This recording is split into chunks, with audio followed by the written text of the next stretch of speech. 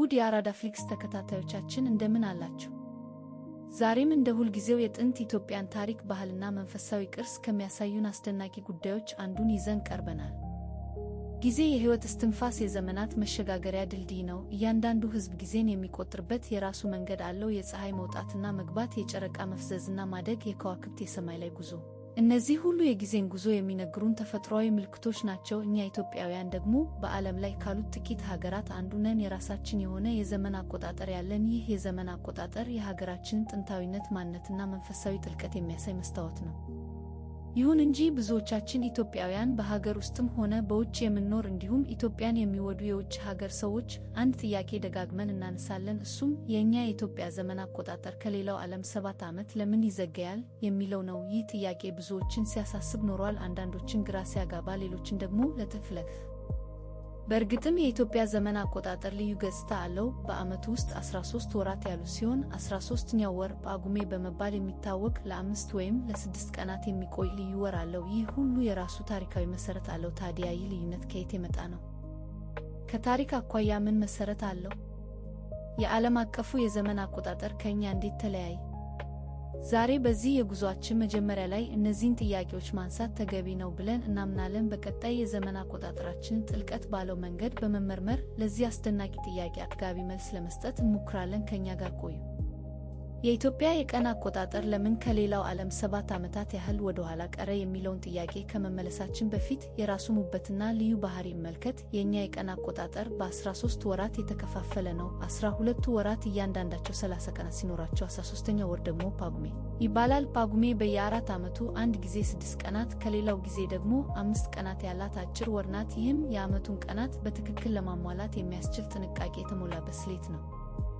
ብዙዎች የ13 ወራት ፀሐይ እያሉ ያሞግሱታል። ይህ አባባል ኢትዮጵያ ዓመቱን ሙሉ ማለት በሚቻል መልኩ ፀሐያማና አስደሳች የአየር ሁኔታ ያላት አገር መሆኗን ያሳያል። እያንዳንዱ ወር የራሱ የሆነ ውበት፣ ብርሃንና ልዩ ገጽታ እንዳለው የሚገልጽ ነው። ከዚህም በላይ የእኛ አዲስ ዓመት እንቁጣጣሽ በየዓመቱ መስከረም ቀን በደማቅ ሁኔታ ይከበራል። ይህ ወቅት ከረዥም የክረምት ወራት በኋላ ምድር አባ ተፈጥሮ በወርቃማ ቢጫ አበባዎች በተለይም በአደይ አበባ ጌጣ የምትታይበት ነው። የዝናቡ ወቅት አልፎ ለምለምና ውብ ተፈጥሮ የምትፈነቅበት የፍሳና የደስታ ጊዜ ነው። በእንቁጣጣሽ ዕለት ልጆች እንቁጣጣሽ እያሉ የደስታ መዝሙር እየዘመሩ ቤተሰብና ጎረቤቶችን እየጎበኙ መልካም ምኞት ይለዋወጣሉ፣ ስጦታዎች ይለዋወጣሉ። ቤተሰቦች ተሰብስበው ልዩ ልዩ ምግቦችን በማዘጋጀት ይደሰታሉ። ይህ ሁሉ የሀገራችንን የቀን አቆጣጠር ልዩና ማራኪ ከማድረጉም በላይ ጥልቅ የሆነ ባህላዊና መንፈሳዊ ትርጉም አለው። ይህ የቀን አቆጣጠር ከዘመናት ብዛት ጋር ይኖርቱ ሊያሻያት የኢትዮጵያ የቀን አቆጣጠር ልዩነት ስላለው የት እንደተጀመረና እንዴት እስከ ዛሬ እንደደረሰ ማሰባችን አይቀርም። የኛ የዘመን አቆጣጠር መሰረት የጥንቷ ግብጽ የሥነ ፈለክ ጥበብ ነው። የጥንቶቹ ግብጻውያን የከዋክብትና የሰማይ አካላትን እንቅስቃሴ በጥልቀት በመመልከት የዓመታትን ርዝመትና የወራትን ክፍል በትክክል ያሰሉ ነበር። በዚያን ዘመን የግብጽ ምሁራን በሌሎች የሂሳብና የሥነ ፈለክ ዕውቀት ነበራቸው። ይህ ዕውቀት ከትውልድ ወደ ትውልድ ሲተላለፍ በግብጽ ኮፕቲክ ኦርቶዶክስ ቤተክርስቲያን ዘንድ የሥርዓተ አምልኳቸውና የጊዜ አቆጣጠራቸው መሠረት ሆነ። ኢትዮጵያም ከኮፕቲክ ቤተክርስቲያን ጋር ባላት ጥንታዊና መንፈሳዊ ትስስር የተነሳ ይህንኑ የቀን አቆጣጠር ከአያቶቿ ወርሳ የራሷ አደረገችው። ሁለቱም አብያተ ክርስቲያናት በአንድ እምነትና በአንድ የዘመን አቆጣጠር ውስጥ ለዛፈፉ የእምነት ወንድማማችነት ብቻ ሳይሆን የዕለት ተዕለት ሕይወትም በእነዚህ የጋራ የጊዜ መለኪያዎች የተቃኘ ነበር። ስለዚህ የኢትዮጵያ የቀን አቆጣጠር የጥንቷን ግብጽ የሥነ ፈለክ ጥበብና የኮፕቲክ ቤተክርስቲያንን መንፈሳዊ ውርስ በአንድነት የያዘ ሕያው ታሪክ ነው። ይህ ጥልቅ ትስስር የእኛን የቀን አቆጣጠር ምስጢር ለመፍታት የመጀመሪያው ቁልፍ ነው። የኢትዮጵያ ዘመን አቆጣጠር ከሌላው ዓለም 7 ዓመት ወደ ኋላ የቀረው ለምን እንደሆነ ስንጠይቅ የልዩነቱ ዋና መሠረት በክርስቶስ ልደት ሳይሆን ይልቁንም የክርስቶስ ጽንስ የተሰበከበት የብስራት ቀን ስሌት ላይ መሆኑን መረዳት ያስፈልጋል። ይህ ጥንታዊና ጥልቅ የሆነው ስሌት የኢትዮጵያን የቀን አቆጣጠር የሚያደርገው ቁልፍ ነው። ለኢትዮጵያ ኦርቶዶክስ ተዋሕዶ ቤተክርስቲያን የዓመታት መቁጠሪያ መነሻ የክርስቶስ ጽንስ ቀን ማለትም የብስራት በዓል ነው። ይህ እምነት የክርስቶስ ሰው የመሆን ሂደት የሚጀምረው ከጽንስ እንጂ ከልደት እንዳልሆነ በጥብቅ ያሳያል። ስለዚህም የዘመናት አቆጣጠር መነሻ ተደርጎ የሚወሰደው መልአኩ ቅዱስ ገብርኤል እመቤታችን ቅድስት ድንግል ማርያምን በሥጋዌዋ የሰበከበት ቀን ነው። በሌላ በኩል የምዕራቡ ዓለም አቆጣጠር የዘመን መነሻውን የሚወስደው በትንሹ በተለየ ስሌት ነው። ምንም እንኳን ሁለቱም የክርስቶስ ልደት ቢቀበሉም የጎርጎርዮስ አቆጣጠር ከኢትዮጵያ ቤተክርስቲያን የብስራት ቀን ስሌት ጋር ሲነጻጸር 7 ዓመት ቀደም ብሎ የራሱን የመቁጠሪያ መነሻ ይወስናል። የዚህ ልዩነት ምንጭ የቤተክርስቲያን ሊቃውንት በታሪክ ውስጥ ያደረጓቸው የተለያዩ ይህ ልዩነት የዕለታትና የወራት ልዩነት ሳይሆን የዓመታት መጀመሪያን በሚመለከት የፍልስፍናና የስሌት ልዩነት ነው። የኢትዮጵያ ሊቃውንት በመጽሐፍ ቅዱስና በቤተ ክርስቲያን ትውፊት ላይ ተመስርተው የክርስቶስ ልደት ዘመን ከመሰረቱ መጀመር ያለበት ከብስራት ቀን ጀምሮ እንደሆነ በጥንቃቄ ይቆጥራሉ። ይህም በጥልቅ መንፈሳዊ ግንዛቤ ላይ የተመሰረተ የረጅም ጊዜ ጥረት ስለሆነም የኢትዮጵያ ዘመን አቆጣጠር 7 ዓመት ወደ ኋላ የቀረው በክርስቶስ ጽንስ ቀን ስሌት ላይ በተፈጠረው በዚህ መሰረታዊ ልዩነት የተነሳ ነው። ይህ ልዩነት የዘመናትን ጎዳና ለሁለት የከፈለ ነገር ግን የኢትዮጵያን ማንነትና መንፈሳዊ ጥልቀት የሚያሳይ ጥንታዊና ልዩ የሆነ የአቆጣጠር ሥርዓት ነው።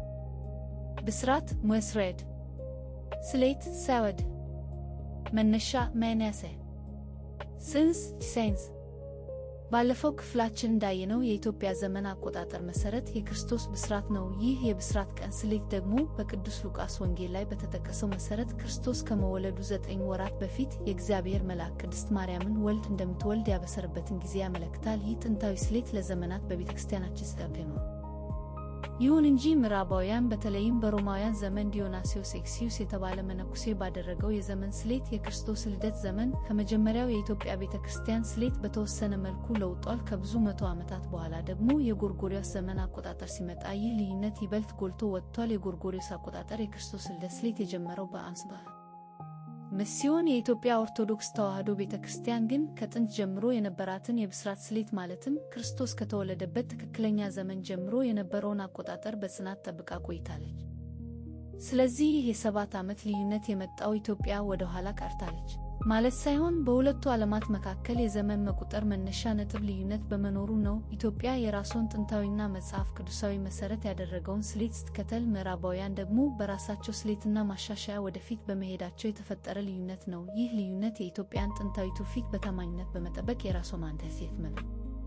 ስለዚህ ውድ አድማጮቻችን የኢትዮጵያ ዘመን አቆጣጠር ከሌላው ዓለም 7 ዓመታት ወደ ኋላ ቀርቷል ማለት አይደለም። ይልቁንም የራሱ የሆነ ጥንታዊና ስር የሰደደ ሥርዓት አለው። ይህ ልዩነት የመጣው የሂሳብ ቀመር ልዩነትና የጊዜ መነሻ ነጥብ ምርጫ እንጂ የጊዜ መዘግየት አይደለም። ኢትዮጵያ የራሷን የጊዜ አቆጣጠር መንገድ የመረጠችው ከክርስትና ልደት ጋር በተያያዘ የራሷ በማድረግ ነው። የዓለም አብዛኛው ክፍል የሮማን ቤተክርስቲያን ስሌት ሲከተል፣ ኢትዮጵያ ግን የራሷን የጥበብና የእምነት መንገድ ተከትላለች። ይህ የምንከተለው የዘመን አቆጣጠር የሀገራችን ጥልቅ ታሪክ፣ መንፈሳዊ ጉዞ እና ልዩ ማንነት የሚያሳይ ሕያው ምስክር ነው። ከሌሎች የተለየ የራሳችን የሆነ የጊዜ አሻራ ነው። ይህም ከትውልድ ወደ ትውልድ የሚተላለፍ የምንኮራበት ቅርስ ነው። በእያንዳንዱ ቀን፣ በእያንዳንዱ ወር እና ዓመት የጥንት አባቶቻችንን ጥበብና የሀገራችን ዘመን ተሻጋሪ ታሪክ እናስታውሳለን። የኢትዮጵያ እምነታችንን እና ማንነታችንን እንደ ውብ ጥልፍ የሚያጣብቅ ውድ ክር ነው። ይህንን ልዩ ቅርስ ይዘን የራሳችንን ታሪክ እየጻፍን በኩራት ወደፊት እንጓዛለን። የኢትዮጵያ ዘመን አቆጣጠር የምንጊዜም የጥበብና የጥንታዊነት ምልክት ነው። መልካም ምሽት ይሁንላችሁ። ይህንን የመሰሉ ታሪኮች እንዳያመልጧችሁ የቻናላችን ቤተሰብ ይሁኑ።